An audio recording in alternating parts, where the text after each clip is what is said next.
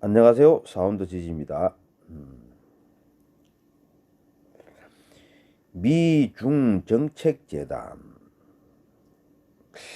야,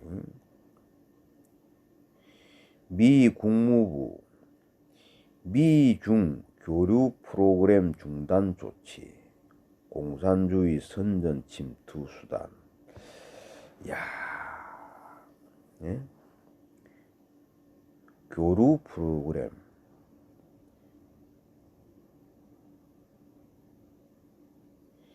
미국 트럼프 행정부가 중국 공산당과의 악한 연결고리 끊기에 박차를 가하고 있다.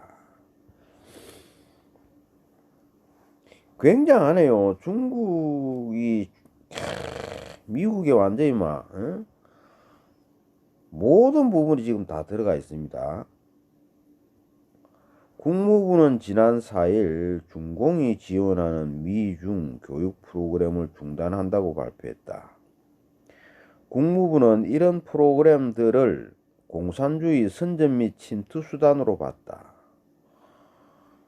중단 대상은 정책 위반자 교육적 중국 여행 프로그램, 미중 친선 프로그램, 미중 리더십 교류 프로그램, 미중 환태평양 교류 프로그램, 홍콩 교육 문화 프로그램 등 5가지다.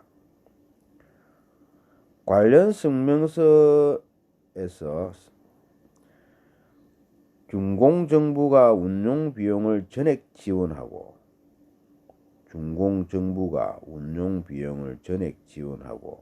관리하면서 베이징 당국의 소프트 파워 선전 도구로 쓰이고 있다고 비판했다.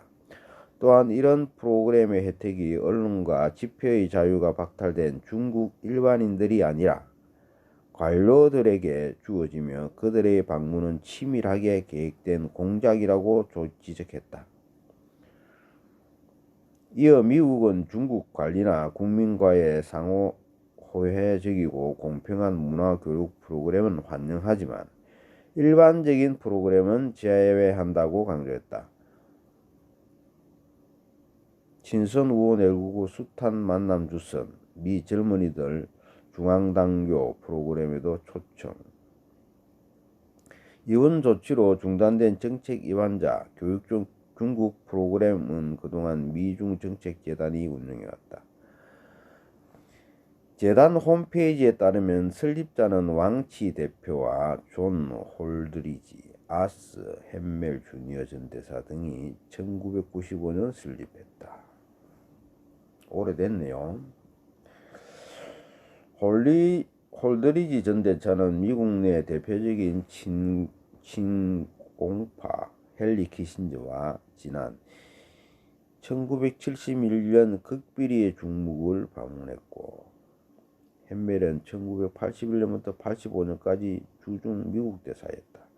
키신저는 최근 미 국방정책위 자문위원회에서 해임됐다.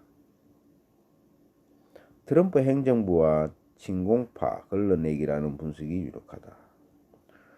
프로그램은 그 명칭에서 드러나던 미국의 대중정책 위반자들을 교육하고 미국의 대중정책 위반자들을 교육하고 영향을 미치겠다는 취지다.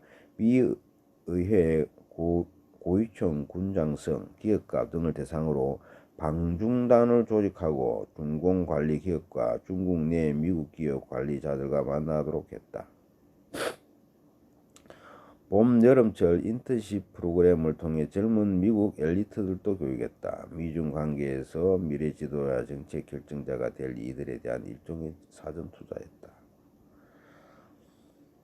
이 밖에도 양국 학자들이 쓴 책과 보고서 등을 출판하고 미술전, 사진전, 영화제 등 문화 행사를 개최해 다양한 방식으로 미국 주요 인사들과의 접점을 늘려나갔다. 지난해 11월 제24차 연례만찬에서는 미, 중, 재계 지도자와 정부 관료, 고위 외교관, 학자 등 100여 명이 참석해 미, 중 수교 40주년을 축하했다. 전직 주중 미국 대사들이 사회를 봤다. 앞서 9월에는 한 달간 서해전에 열었는데 주요 전시작들은 중공 창립, 정권 수립 시기의 서예와 그림들로 정권 선정과 무관하지 않았다.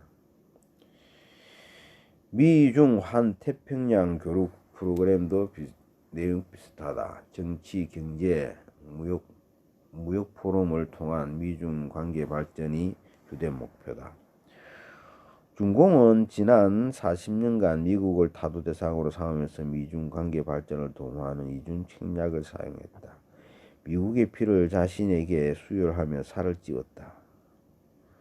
미국의 피를 자신에게 수혈하며 살을 찌웠다. 진짜 살을 찌웠네, 중국.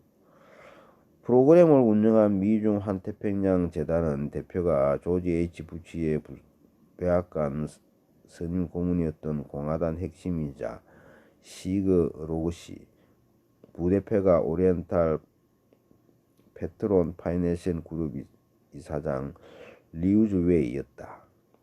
권력과 돈의 완벽한 결합이었다. 지난해 10월에는 프로그램의 일환으로 미 의회 고위급 보좌관 대표단 12명의 방중 행사를 개최했다. 중국과 관련 깊은 민간단체 중국인민외교학회의 초청 형식이었다.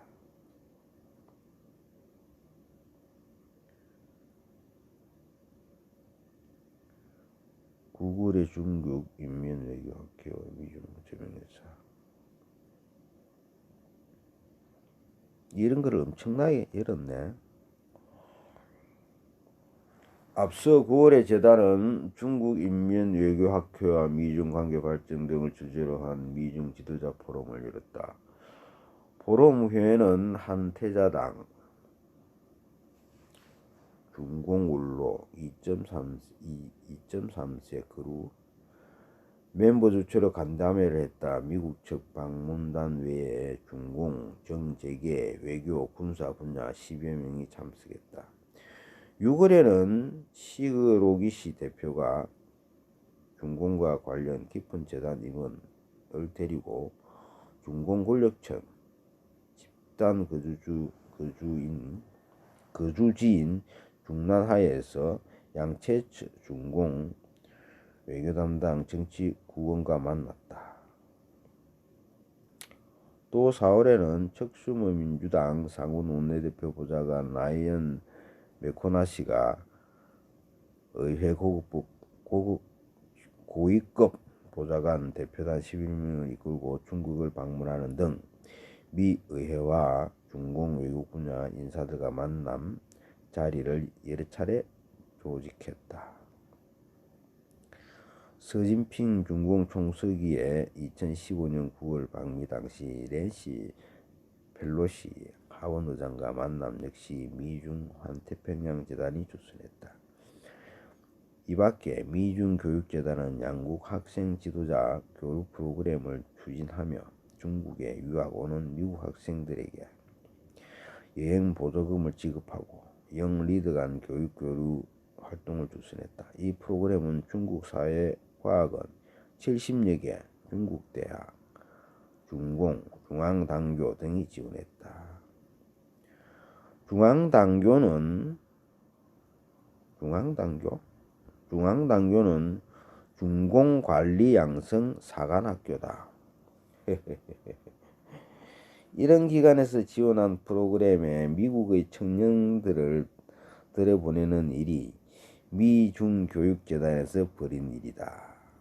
이는 공자학원 내쫓기에 힘쓰고 있는 미 국무부가 방관할 수 없었던 부분으로 보인다.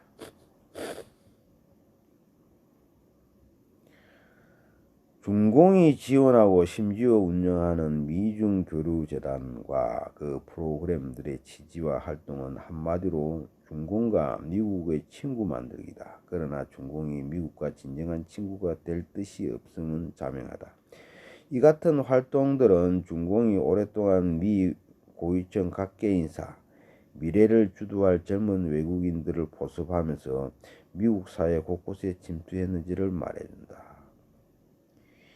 미국의 공공정책 전문 연구기관 후브 연구소가 2018년 중국의 미국 침투를 분석한 보고서 중국의 영향, 미국의 이익에 따르면 중공은 미국 정부, 대학, 언론, 싱크탱크, 기업, 중국계 커뮤니티의 침투에 이들을 조종하고 있다. 행정부 관료, 의원, 기업, 거물 등 다수 인사가 중공과 결탁해 자신의 돈벌이를 위해 국익을 훼손했다는 것이다. 미 국무부의 이번 한쪽만 이득을 취하는 교육 프로그램 중단 조치는 중공뿐만 아니라 미국 내 부패 세력을 청산하려는 트럼프 대통령의 의지에도 부합하고 있다. 트럼프 대통령은 2016년 취임 전부터 워싱턴의 늪 제거를 주장해왔다. 늪 제거는 미국의 자체 정화 노력이자 중공을 향한 또 하나의 타격이 될 것으로 보인다. 트럼프는 이를 중공과의 싸움이 아니라 독재와 맞서는 자유의 전쟁이라고 규정했다. 야, 트럼프는 이미 알고 있었네요. 2016년 취임 전부터. 독재와 맞서는 자유의 전쟁. 한국도 이렇게 돼야 됩니다. 여기까지 하겠습니다.